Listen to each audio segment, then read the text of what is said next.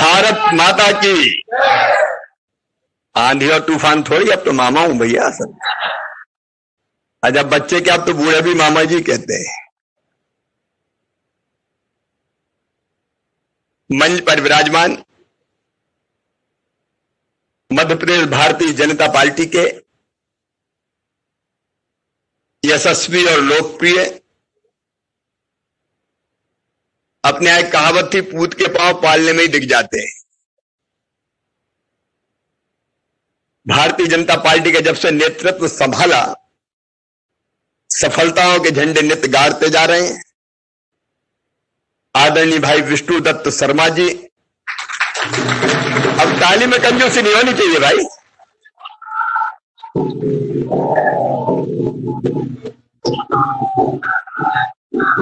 हमारे साथ इस कार्यक्रम में दिल्ली से जुड़े मध्य प्रदेश के गौरव, भारतीय जनता पार्टी की मोदी जी की सरकार में, मोदी जी के नेतृत्व में कृषि, पंचायत और ग्रामीण विकास का जिम्मा जिनके ऊपर है। अच्छा, पैसे सबसे ज्यादा इसी विभाग में है। और जब कोई पंडित जी प्रसाद बांटते थे पहले, आजकल तो कम हो गया है, तो बांटते बांटते अगर घर का कोई बच्चा आ जाता तो थोड़ा थोड़ा देते थे, घर का जाए तो मुट्ठी खोल देते थे, ले जाए। मध्य प्रदेश के मामले में नरेंद्र सिंह जी का भी सोचिए, यह घर का परसैया और अंधियारी रात भरपूर देते हैं विभाग की तरफ से। आदरणीय नरेंद्र सिंह तोमर जी, हमारे वरिष्ठ नेता, राष्ट्रीय उपाध्यक्ष, जो अपनी अलग शैली में काम करते हैं। आदरणीय श्रीमान प्रभात झा जी, अभी जिनको हम सुन रहे थे, क्या कमाल का बोले महाराज। मुझे लगा मेरे भाषण की जरूरत ही नहीं है।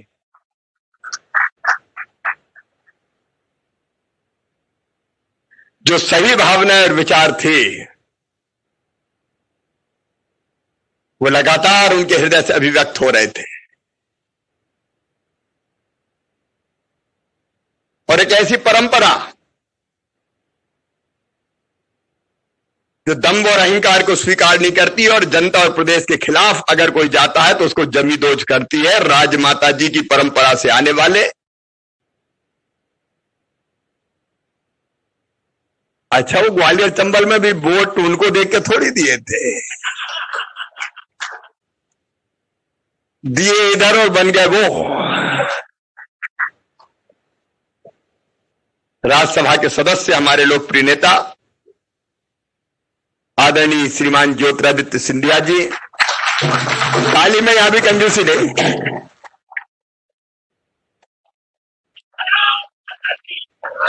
बचपन से जिनके साथ में काम कर रहा हूं, पहले युवा मोर्चे में, फिर भारतीय जनता पार्टी में, अपनी शैली के एक अद्भुत नेता, और भारत सरकार में संस्कृति और पर्यटन मंत्रालय संभालने वाले, और वो भी मध्य प्रदेश में कोई कसर नहीं रखते। वैसे वो बांटते समान है देश भर में। हमारे केंद्रीय मंत्री और लोकप्रिय नेता आदरणीय श्रीमान प्रहलाद पटेल जी,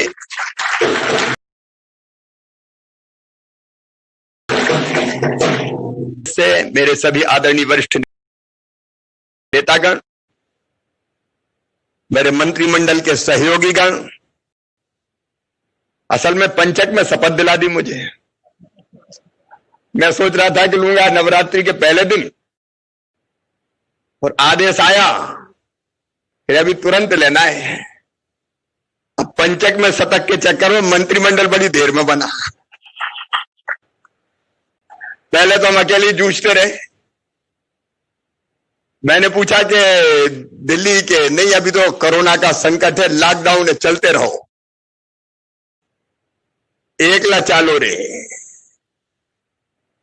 लेकिन पार्टी साथ थी, विधायक सांसद साथी साथ थे। लेकिन कल भारतीय जनता पार्टी की सरकार की पूरी फौज और उसके सेनापति तैयार हो गए, सन्नद्ध है। और इस संकल्प के साथ विकास और जन कल्याण का एक नया इतिहास लिखेंगे। कल हमने संकल्प लिया है। पूरे प्रदेश भर में जुड़े हुए यहां बैठे मेरे विधायक साथीगण, मेरे सांसद साथीगण, मेरे कार्यकर्ता बहनों और भाइयों, प्रदेश भर में मुझे सुन रही जनता जनार्दन, पत्रकार मित्रों, दोनों हाथ जोड़ के आप सबको प्रणाम करता हूं, आप सबको नमस्कार करता हूं। 100 दिन कैसे निकल गए पता ही नहीं चला, लेकिन 100 दिन में जो कर पाया, माननीय प्रधानमंत्री नरेंद्र मोदी जी का आशीर्वाद, अमित शाह जी, हमारे राष्ट्रीय अध्यक्ष जगत प्रकाश नड्डा जी का सहयोग और साथ, भारतीय जनता पार्टी के प्रदेश अध्यक्ष, पूरी टीम और लाखों लाख कार्यकर्ताओं का सहयोग और जनता के प्यार और स्नेह से ये 100 दिन का कार्यकाल पूरा हुआ है। और सचमुच में जब मोदी जी के बारे में सोचता हूं, आज वो लेह में है। कभी ऐसा कोई नेता देखा है? चीन ने अकड़ बताई तो हमारे सैनिकों ने चीनी सैनिकों की गर्दन तोड़ के पटक दी। आपने अच्छी छोड़ दी कांग्रेस ने, इस समय तो पता नहीं क्या होता। उनका नेता सरेंडर की बात करता है मोदी जी के बारे में, देश प्रेम, देशभक्ति, उसके लिए कोई स्थान ही नहीं है। केवल घटिया राजनीति करेंगे और ये मोदी जी का मुकाबला करेंगे। मोदी जी भारत को भगवान का वरदान है, राहुल गांधी जी भारत का भगवान का वरदान। कई बार मुझे गीता जी का वो श्लोक याद आता है। भगवान श्री कृष्ण ने कहा था, यदा यदा हि धर्म से ग्लानिर्भवति भारत अभ्युत्थानम धर्म से तदात्मनम सृजाम्यम परित्राणाय साधूनाम विनाशाय च दुष्कृताम धर्म संस्थापनार्थाय संभवामि युगे युगे। जब जब अधर्म बढ़ेगा, पाप अनाचार बढ़ेगा, धर्म की हानि होगी, अत्याचार अन्याय बढ़ेंगे, तब तब सज्जनों का उद्धार करने और दुष्टों का संहार करने में बार बार इस धरती पर आऊंगा। अब भगवान सीधे अवतार नहीं लेते, नरेंद्र मोदी जी जैसे नेता को देखते हैं तो ये लगता है कि बिना ईश्वरीय शक्ति के इतना काम कोई साधारण व्यक्ति नहीं कर सकता। ये सचमुच में सच है। मोदी जी के हाथों में देश सुरक्षित है, लेकिन कांग्रेस को हो क्या गया है? आज कुछ नहीं सूझा। दिग्गी भैया को तो टाइगर टाइगर कर रहा है, टाइगर टाइगर टाइगर टाइगर। अब तुम क्या टाइगर का मुकाबला करोगे? इन्हें तो बंटा ढार है तो कमलनाथ की बंटा ढार करवा दिया। ये सरकार भी बनी तो 4D सरकार थी कमलनाथ की, 4D। पहला डी दलाल, ये दलालों की सरकार थी, खुलेआम कह रहा हूं। मध्य प्रदेश के वल्लभ भवन को इनने दलाली का अड्डा बना दिया था, दलाली का अड्डा। मैं प्रदेश की जनता से निवेदन करना चाहता हूं, चारों तरफ लूट। मेरे पुराने पहले जो मंत्रिमंडल में साथी थे वो यहां बैठे हुए हैं। मुझे आश्चर्य हुआ जब ये कहा। हमारी इमरती बहन भी बैठी है, उनकी बातें बड़ी आनंद देती है, खरी खरी कहती है। मिलने आई, हम कक्ष में बैठे, तो फिर बोली, भैया हमने तो जो कक्ष पहली बार देखो है वल्लभ भवन को। मैंने कहा, अरे आप तो मंत्री थी, दिल में धसाने नहीं देते। जा टाइम नहीं, चलो चलो 24 घंटे 26 दिन हो लाओ लाओ चलो चलो चलो। अब ये मंत्रियों के हाथ है। और अगर कोई बड़ा ठेकेदार आ जाए, आ जाओ, वो दो थे, नाम नहीं लूंगा उनका। अरे मैं पूछा कि भैया कि दो कौन है? कौन से पूछा था? जो राजदंडतिया है क्या ये बैठे? तो इनने कहा कि कौन से पद पे हैं? बोले पद पता नहीं है, लेकिन एक पता है कि दिन भर बोरा में भरते हैं और रात को सीकर ले जाते हैं।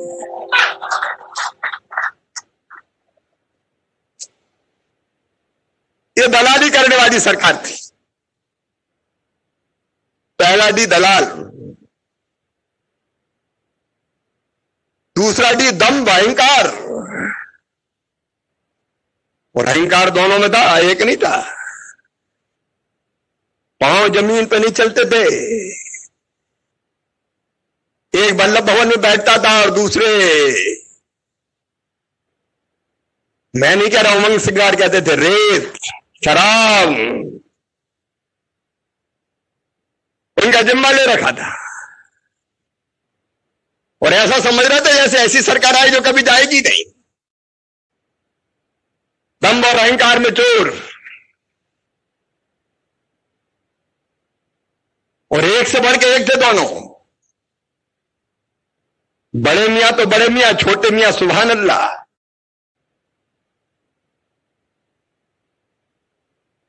और तीसरी दुर्भावना, 3D।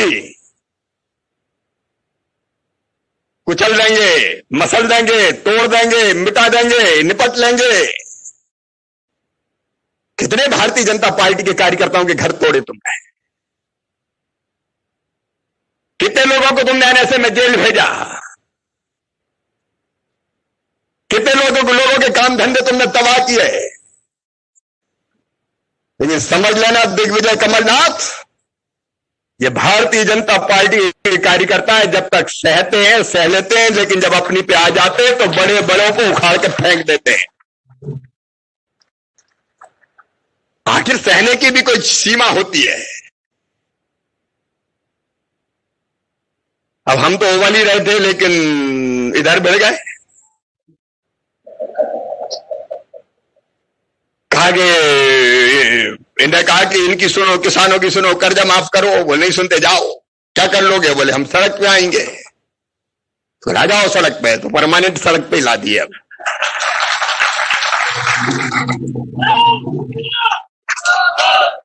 और अब उधर नींद नहीं आ रही रात रात भर। अरे जगते तो हम भी हैं, लेकिन हम जगते हैं काम के लिए, जनता के। आजकल दोनों बड़े बेचैन हैं।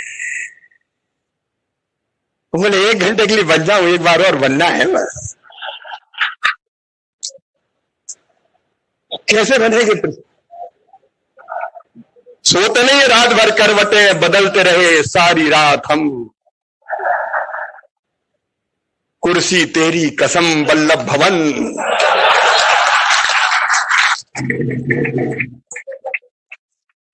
मुझे किसी ने कहा कि तड़प रहे क्या? बोले 1 घंटे के लिए एक बार। अरे 15 साल में मुश्किल से दिन फिरे थे, अब भूल जाओ दिग्गी। वैसे राज कमलनाथ भी समझ गए कि मिटाने वाला तुझे ही है। एक बार मैं चुनाव जीता, पहला लोकसभा का, तब मिस्टर बंटाधार मुख्यमंत्री थे। मैं सांसद था, मिलने आया। क्षेत्र में ओलावृष्टि हुई थी, फसलें खराब हो गई। हम गट्ठा बट्ठा लेके, पूरा लेके अपन तो गांव गांव घूमने वाले।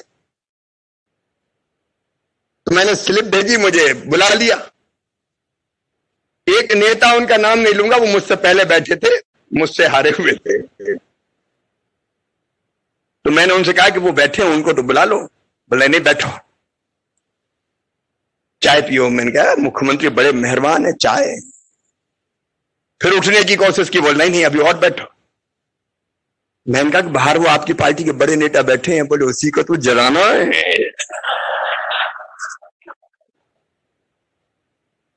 अब ये ऐसे लोग, उस समय कहावत प्रचलित थी कि जिसके कंधे पे हाथ धर दिया वो समझ लो गया काम से। ये दम, अहंकार, दुर्भावना, और चौथे डी तो खुद दिग्विजय है।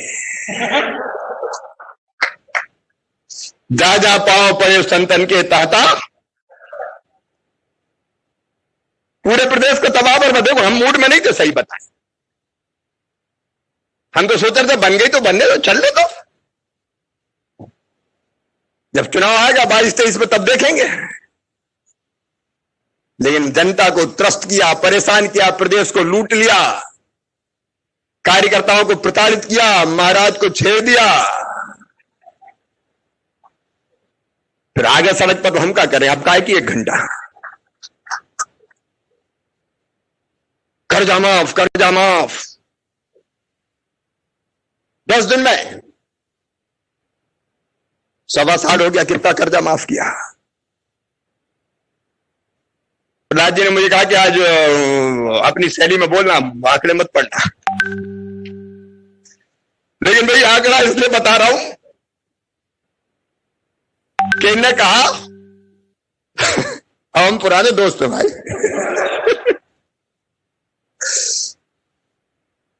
कर्जा माफ 50 लाख करोड़, कर्जा माफ का जो आंकड़ा था इनका 50,000 करोड़। घटाते घटाते मिटाते, ये बैरियर, वो बैरियर, वो बैरियर, और कुल मैंने हिसाब देखे, कुल 6,000 करोड़ रुपए की कर्जा माफी हुई है। कुल 6,000 करोड़, और इनमें से भी 2,889 करोड़ सरकार की जगह बैंक से, सहकारी बैंकों से करवा दिए। बैंक बदतर हालत में पहुंच गया, उनको पैसा नहीं दे रहे। मैंने अभी वो फाइनेंस वालों के साथ बैठा तो बोले इतने पैसे बैंकों को देना, उनका काय के देना? बोले कर्जा माफी के। अरे उनका दिए नहीं, बोले उन्होंने सर्टिफिकेट बांट दिए, पैसा नहीं दिए।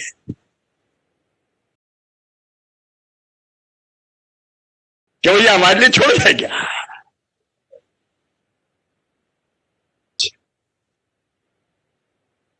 इन्हें कुल मिला के 6,000 करोड़ का कर्जा माफ किया। आते ही हमने, कमलनाथ जी आपने 2,200 करोड़ रुपया खा गए किसानों के। फसल बीमा योजना का प्रीमियम जमा नहीं कर रहे थे।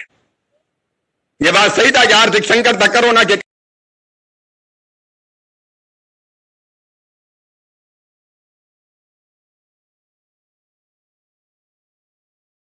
कारण। नहीं, जैसे मुझे पता चला 2,200 करोड़ रुपया निकाले, प्रीमियम महीने में 4,500 करोड़ रुपया और तुम्हारे खातों में डालेंगे हम फसल बीमा योजना के। उसका भी हम प्रीमियम जमा करने वाले हैं। कमलनाथ जी, दिग्विजय जी, आपने 0% ब्याज का कर्जा बंद कर दिया था। हमने फिर से 0% ब्याज पर कर्जा देना शुरू कर दिया। ग्वालियर चंबल के भाई बहन अगर सुन रहे हो, नरेंद्र सिंह जी भी बैठे हैं, बाजरा इनने कभी खरीदा नहीं, खरीदी ढंग से करते नहीं थे। हमने सरसों का एक एक दाना खरीदा। कमल पटेल हमारे कृषि मंत्री भी यहां बैठे हुए हैं। और कर्जा माफी का जो जंजाल आप फेंक के गए, बैंकों को तबाह करके गए, और माफी भी अजीब, अंधा बांटे रेवड़ी चीन चीन के दे। झाबुआ में चुनाव आ गया, वहां दे दो, वहां दे दो, वहां दे दो, बाकी रहने दो। क्या कहते हैं? ये अपराध है। कई जगह दिए नहीं, कई जगह जहां चुनाव ना हो, मतलब तो दे दो, दे दो, दे दो, या दे दो। क्या प्रदेश का मुख्यमंत्री ऐसा करता है? एक समान व्यवहार करना चाहिए पूरे प्रदेश की जनता से। कमलनाथ, जवाब दो, ये भेदभाव तुमने क्यों किया? जहां मतलब था वहां दे दिए, बाकी छोड़ दिए। मेरे किसान भाइयों, कर्ज माफी के मामले में हम उसको युक्तिकरण करने का कदम उठाएंगे ताकि किसी किसान को घाटा ना हो, किसी किसान को नुकसान ना हो। यह भेदभाव वाला बर्ताव नहीं चलेगा। कितना धान खरीदा बताओ? मैं जब सरकार में नहीं था, बुंदेलखंड, जबलपुर, सतना, कटनी, धान पड़ा हुआ था, किसानों की धान बुलवा ली, धान तुल गई। तुलने के बाद में कहती उठा ले जाओ, अब नहीं खरीदते, और वो धान अभी तक पड़ी हुई है। हमने फैसला किया गेहूं का एक एक दाना खरीदेंगे। हमारे पास पर्याप्त इंतजाम नहीं थे, बोरे नहीं थे, जूट के बोरे वैसे ही बंद हो गए बंगाल में कोरोना के कारण। रही से ही कसर साइक्लोन ने पूरी कर दी। लेकिन अफसरों को हमने कहा गेहूं का, गोविंद जी भी यहां बैठे हुए, गेहूं का एक एक दाना खरीदेंगे। और गेहूं भी क्या पैदा हुआ है। धन्य मेरे अन्नदाता किसानों, प्रणाम करता हूं। जिधर देखो गेहूं गेहूं। हमने सोचा 100 लाख मीट्रिक टन खरीदना है, बोरा बोरी भी उतना ही लाए, वो भी बोरा नहीं मिले तो बोरियां नहीं भरो हमने। और बाद में तो खत्म हो गया, तो भी हमने इंदौर में क्या जिले में खरीद के पतंग देखेंगे। किसान का दाना नहीं बचना चाहिए। और आपने सही कहा, 1,29,00,000 मीट्रिक टन किसानों का किसी राज्य ने कभी नहीं खरीदा। पंजाब से हम आगे निकल गए और 25,000 किसानों के खाते में पहुंच गया। मेरे प्रदेशवासियों, ईमानदारी से बताना, अगर कमलनाथ दादा होते तो गेहूं खरीद लेते क्या? इसके बाद चना आ गया, चना में भी तिबड़ा मिल गया। अब स्वास्थ्य के कारणों से मना किया गया कि ये तिबड़ा तो खिचड़ी डाल, ये नहीं खरीद सकते। हम भी कहा हार मारने वाले। हमने भी नरेंद्र सिंह जी, उसके बाद फिर स्वास्थ्य मंत्री जी, फिर माननीय गृह मंत्री जी, और फिर माननीय प्रधानमंत्री जी, और अंत में फैसला करा के दम लिया कि चलो 2% तक तिबड़ा भी खरीद लो। लेकिन किसान भाई अगले साल तिबड़ा मत ले जाना, नहीं तो हमारी गारंटी नहीं, बड़ी गारंटी नहीं है। हाँ, बदलवा दो बीज, चाहे तो चिंता करते हो। लेकिन तिबड़े वाला चना भी खरीद लिया, सरसों खरीदी, मसूर खरीदी। किसानों को घाटा किसी को घाटा के देंगे। कोरोना का संकट था, एक बैठक कमलनाथ ने नहीं दी, एक बैठक सिंगल। पवन मैंने पूछा क्या प्लान है, सिस्टम क्या है? कुछ हम नहीं मिलकर। क्यों? तो अफसर बोले हमें तो जितना बना सर्कुलर जारी कर दिया। मैंने कोई बैठक नहीं। बोले समाते बोले सर बैठक नहीं थी, आईफा की बैठक थी। टारगेट दिए गए आईफा के लिए 1 करोड़ 2 करोड़ करो, और जो 1 करोड़ करेगा 2 करोड़ करेगा, अलग अलग तरह की चीजें उसको पास दिए जाएंगे, बीआईपी पास। ये गंभीरता थी सरकार। मैं कोरोना की पूरी कहानी सुनाना नहीं चाहता, लेकिन मेरे प्रदेश भाई, वासी, बहनों और भाइयों, आज मुझे संतोष है कि अपनी पूरी टीम के साथ, पार्टी के सहयोग से आज कोरोना की दर हिंदुस्तान में सबसे कम मध्य प्रदेश की धरती पर है। संकट अभी टला। प्रधानमंत्री जी बार बार सावधानी जरूरी है। किल केरल अभियान चल रहा है हमारा। 1 तारीख से घर घर का सर्वे होगा। अगर कोई लक्षण दिखे तो टेस्ट लेंगे, सैंपल लेंगे, उपचार की निःशुल्क व्यवस्था करेंगे। मेरी आप सबसे अपील है, कोरोना से निपटने के लिए किल कोरोना अभियान में आप भाग लीजिए, सम्मिलित होइए।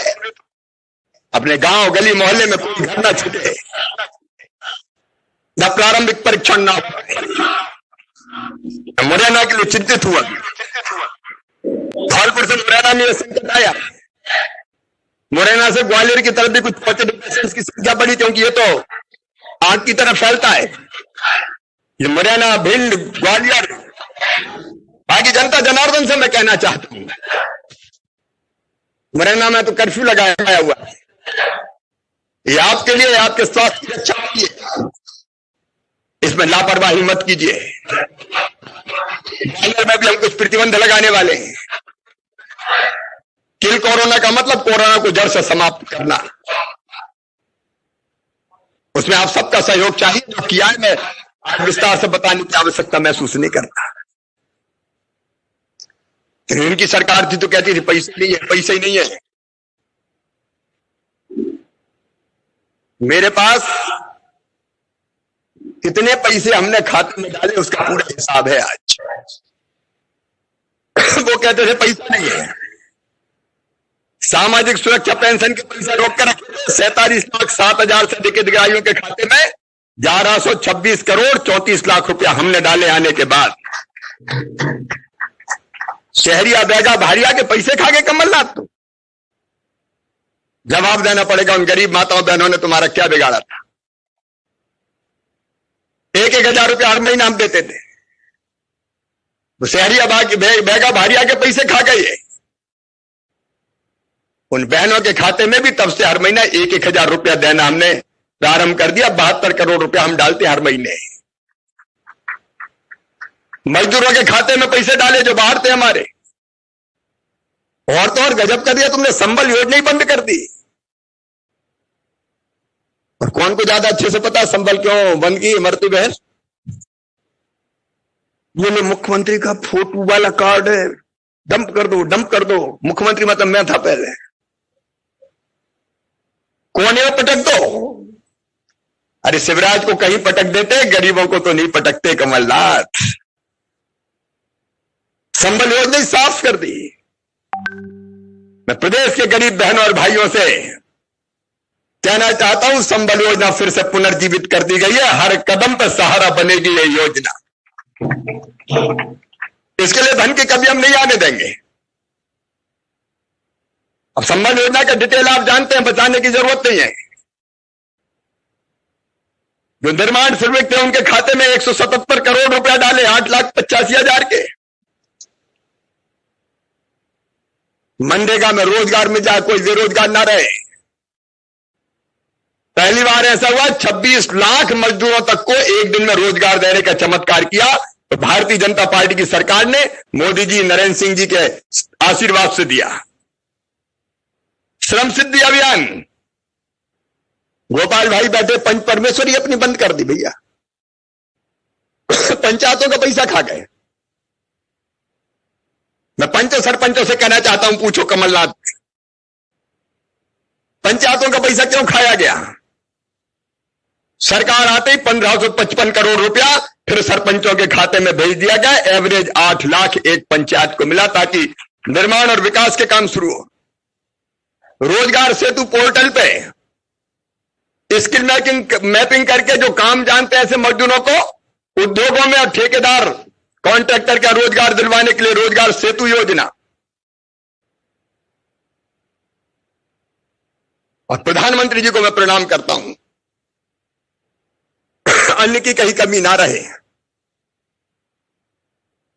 और इसलिए अभियान चला प्रधानमंत्री जी का, कोई गरीब भूखा नहीं सोएगा। मध्य प्रदेश में तो हमने आते ही पहले 3 महीने का दे दिया। वो दे के निपटे तो प्रधानमंत्री जी का और आ गया, 2-2 महीने का और दे दो, हमका वो भी ले लो। फिर कई जगह बताया कि कई के पास तो राशन कार्ड ही नहीं है, तो 32 लाख नाम निकले, हमका तुम भी ले। फिर प्रवासी मजदूर आ गए, हमका कमी नहीं आने देंगे, इनको भी दो। राम की चिड़ैया राम कोई खेत, खाओरी चिड़ैया भर भर पेट, चिंता मत करो। और अब प्रधानमंत्री जी के आशीर्वाद से 1 नवंबर तक 10 किलो 5 किलो 1 रुपया किलो वाला और 5 किलो निःशुल्क वाला 10 किलो प्रति व्यक्ति अनाज दिया जाएगा हर महीने नवंबर तक। मध्य प्रदेश के गरीब बहनों और भाइयों, चिंता करने की जरूरत नहीं है, ये भारतीय जनता पार्टी की सरकार है। आप बताओ कांग्रेस की होती तो कर पाती क्या? अरे जोर से बताओ, कर पाती क्या? प्रधानमंत्री जी को भी मैं बहुत धन्यवाद देता हूं। फसल बीमा योजना का मैंने बताई, बच्चे स्कूल नहीं आ रहे थे तो मुझे कहा कि मध्याह्न भोजन का पैसा मत, तो मैंने कहा ये बेईमानी बच्चों से करूंगा। स्कूल नहीं जाएंगे तो घर पे ही भोजन पहुंचाएंगे, बच्चों के खाते में पैसा, रसोइयों के खाते में पैसा। छात्रवृत्ति खा गए कमलनाथ, आते ही 430 करोड़ रुपया उसके डाले। जीवन शक्ति योजना, बहनों को मास्क बनाने का काम दिया, 7 रुपया में मास्क बनाओ, 11 रुपया में सरकार को बेचो, मास्क की कमी भी पूरी हो जाए और बहनों के घर भी कुछ पैसा आ जाए। हमारी बहन मीना बैठी है, वनोपज संघ से हमारे वनोपज महुए का फूल से लेकर बाकी चीजों की खरीदी शुरू की हमने की, तो इतने बढ़ गए कि खरीदनी नहीं पड़ी हमको। प्रधानमंत्री आवास योजना के पैसा खा गए थे। शहरी और ग्रामीण दोनों के मिला के 550 करोड़ रुपया वो खाते में डाले। शहरी विकास का पैसा खा गए थे, लगभग 700 करोड़ रुपया शहरी विकास के लिए अलग अलग शहरों में भेजा। अगर ये पूरी सूची पढ़ूंगा तो वो नीरस हो जाता है। प्रहलाद जी ने पहले ही कहा आंकड़े ज्यादा मत पढ़ना। कुल मिला के लगभग 40,000 करोड़ रुपया अलग अलग योजनाओं के अंतर्गत मध्य प्रदेश की गरीब जनता के, किसानों के अलग अलग खाते में डाली गई है। क्या कमलनाथ ये पैसा डालते हैं? और क्या कमलनाथ कोरोना का मुकाबला कर लेते? अरे कोरोना से बड़ा संकट तो कमलनाथ ही है मध्य प्रदेश में। कमलनाथ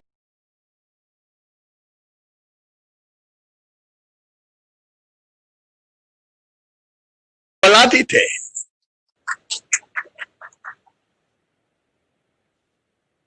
कोरोना का संकट आया, हमने समाधान निकाला, रात दिन हमने परिश्रम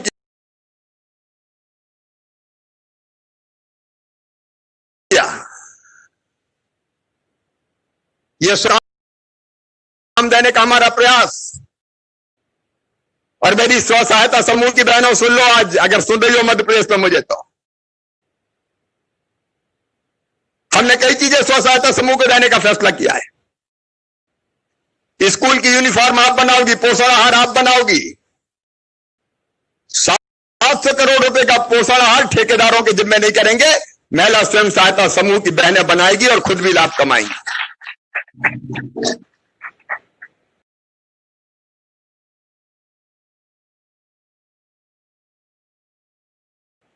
और इसके साथ ही हमने फैसला किया है, लेके समूह चलाती अब केवल 4% ब्याज लगेगा, बाकी पैसा मामा भरेगा, भारतीय जनता पार्टी की सरकार भरेगी।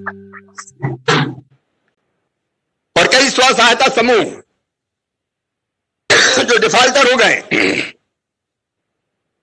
आज मैं ये ऐलान कर रहा हूं कि उसके कारण वो अपना काम चला नहीं पा रहे हैं, सर्कुलेशन उनका बिगड़ गया है, और इसलिए उनका ऐसा पैसा मध्य प्रदेश की सरकार भर के स्व सहायता समूह महिलाओं को मुक्त कर देगी। हम माफी शब्द का इस्तेमाल नहीं करेंगे, तुम्हारा हक देंगे।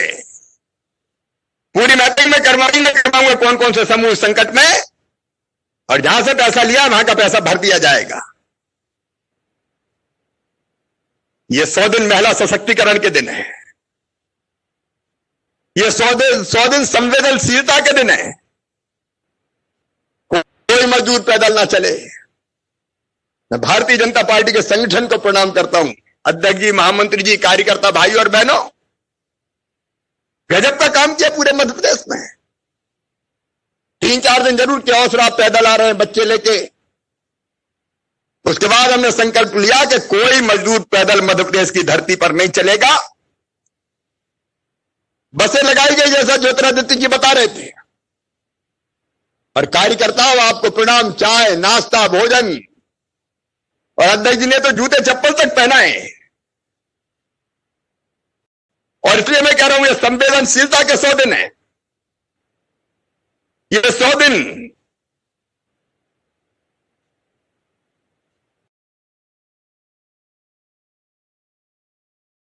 सहयोग के 100 दिन है। समाज के हर वर्ग का कोरोना के विरुद्ध सहयोग दिया गया, सबको सहयोग दिया गया। ये 100 दिन सुधार के 100 दिन है। मंडी कानून हमने बदल दिया। केवल एक विकल्प था किसानों के पास, मंडी में जाओ अनाज बेचो। दूसरे विकल्प क्यों नहीं खुलना चाहिए? हमारे प्रधानमंत्री जी भी यही चाहते थे और इसलिए हमने मंडी एक्ट में परिवर्तन कर दिया। कृषि उपज मंडियां रहेंगी, लेकिन किसान और व्यापारी में सहमति बने तो किसान के द्वार से खरीद ले जाओ, खेत में खरीद ले जाओ। कोई एक्सपोर्टर है, एक्सपोर्ट करना चाहता है, सीधे किसान उसको बेच सकता है, एक्सपोर्ट हो जाएगा। कोई मिलर है, सीधे जाके किसान से खरीदे, ठीक दाम दे, मंडी की जरूरत नहीं पड़ेगी। कोई चाहे तो प्राइवेट मंडी अच्छी खोल के अच्छी सुविधा किसानों को दे और अच्छे दाम पे ले। इसमें क्या आपत्ति हो सकती है? प्रतिस्पर्धी दाम किसानों को मिले।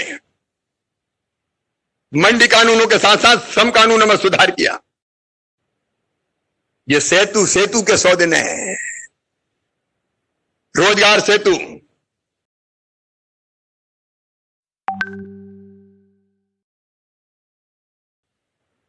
परिवारों को घर, संबल 55वें जीवन शक्ति जीवन अमृत योजना फिर प्रारंभ।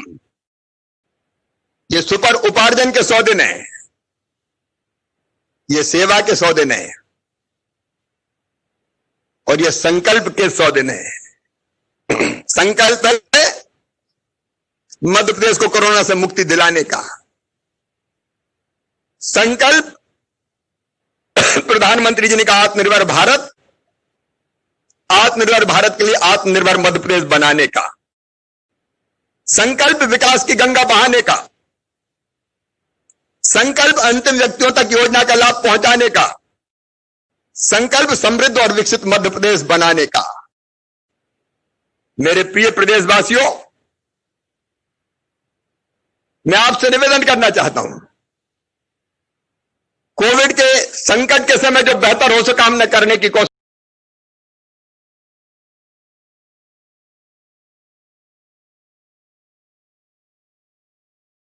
की है,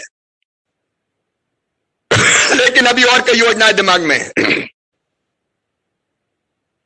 मुझे कई जगह कोविड के चक्कर में बताया लोगों ने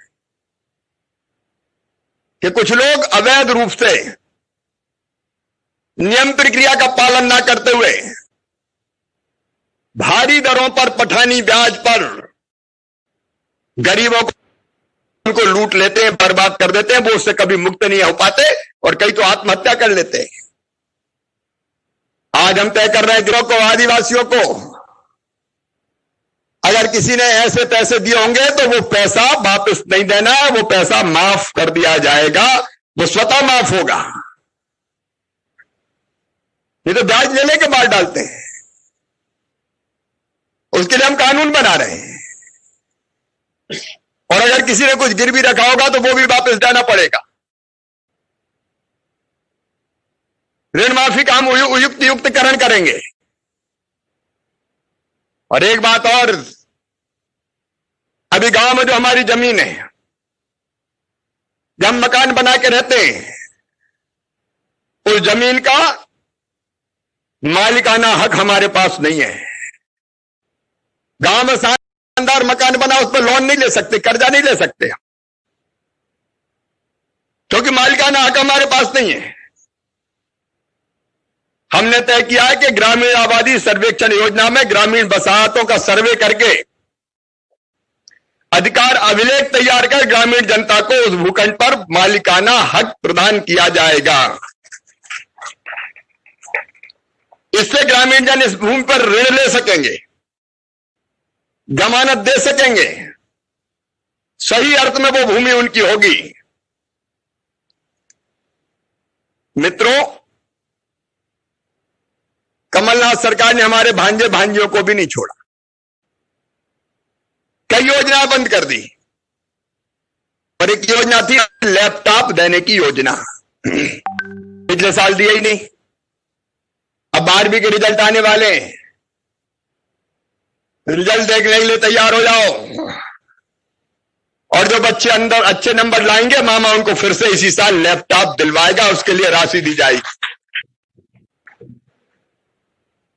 हमारे शहरी पथ विक्रेता प्रधानमंत्री जी ने भी तय किया है उनके साथ हमने ग्रामीण भी जोड़े। ये ठेले वालों, खोमचे वालों, फल के सब वालों, सब्जी वालों, नाई की दुकान वालों, कचौरी समय से बेचने वालों, पान के ठिलिया वालों, चाय की गुमटी वालों, कोरोना ने तुम्हारे धंधे को भी ठंडा कर दिया, बर्बाद कर दिया। और ये 10,000 रुपए तक का ऋण इनको मिलेगा 7% ब्याज पर। 1 साल के लिए 7% से ऊपर जितना होगा वो मध्य प्रदेश की सरकार देगी। और उसके साथ साथ गांव के जो कस्बे हैं हमारे, जो बाजारों का केंद्र 25-50 गांव के लोग आते हैं, भाविये गरीब पथ विक्रेता है, उनको भी 10,000 रुपया बैंक से दिलाया जाएगा। गारंटी हम लेंगे, सरकार गारंटी लेगी, ताकि उनका काम धंधा फिर से पटरी पर आ सके। अभी तो 100 दिन पूरे हुए हैं, अभी तो ये अंगड़ाई है। असली काम तो अब उपचुनाव के बाद शुरू होगा। थोड़ा समय लगाना पड़ेगा, वो तो कोरोना आ गया, नहीं तो अब तक तो सांची से लेके मुरैना तक धूम मच जाती। कोरोना ने पांव पकड़ लिए, लेकिन अब निकलना होगा। इन कामों को स्थिरता पूरी करनी है, स्थिरता प्रदान करनी है, तो कार्यकर्ता बहनों और भाइयों, चुनाव के रण में भी जूझ के हमको शानदार सफलता प्राप्त करनी पड़ेगी। करेंगे कि नहीं करेंगे? अरे जोर से बताओ, करेंगे कि नहीं करेंगे? तो विजय के अभियान का 100वां दिन है। नए उत्साह से, उमंग से भर के हम उपचुनाव में विजय के लिए भी प्रयाण करेंगे। और प्रधानमंत्री जी ने जैसा संकल्प लिया है आत्मनिर्भर भारत का, आइए मित्रों हम सब संकल्प लें। आत्मनिर्भर भारत के लिए आत्मनिर्भर मध्य प्रदेश। यहां के लोकल को वोकल करेंगे। अच्छा, चीन को आधा तो प्रधानमंत्री जी ने तोड़ ही ताड़ दिया है, टिकटॉक सब बंद। ये केवल खेल नहीं है, या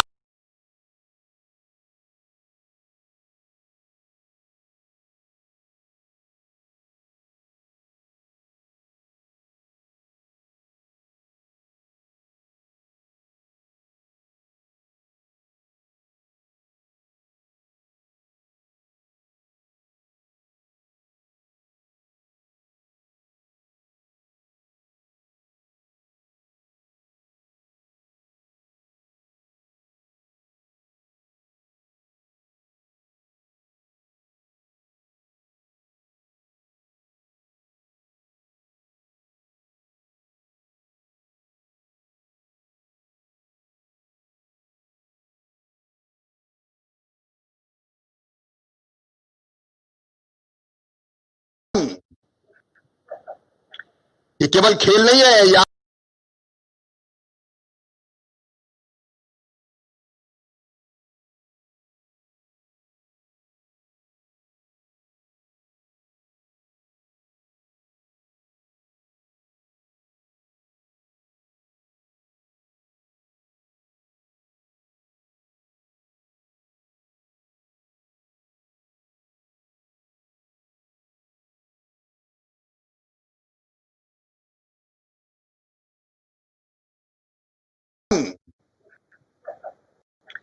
ये केवल खेल नहीं है, या